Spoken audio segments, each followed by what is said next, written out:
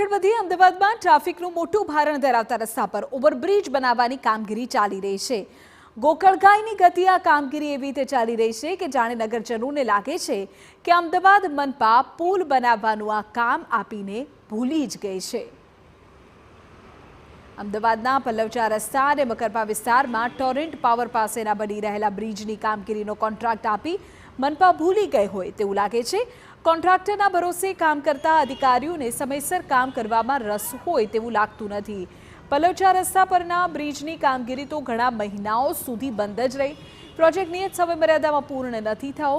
ટ્રાફિકના ભારણ અને પુલના બાંધકામની કામગીરીને કારણે લોકોની હાલાકીમાં વધારો થયો છે।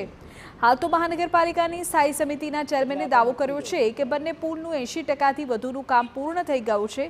આ વર્ષે એપ્રિલ મહિનામાં બંને પુલ જાહેર જનતા માટે ખુલ્લા મુકાશે।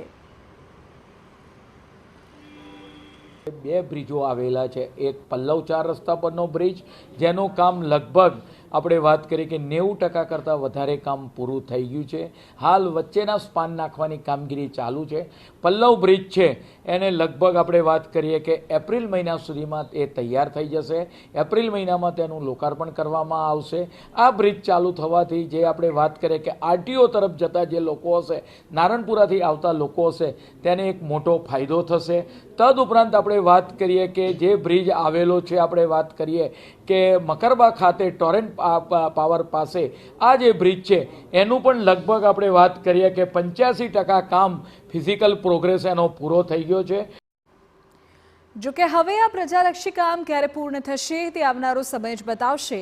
પણ હાલાકીથી પીડાતા અમદાવાદના નગરજનોએ એપ્રિલ મહિના સુધી તો બંને બ્રિજ માટે રાહ જોવી જ પડશે।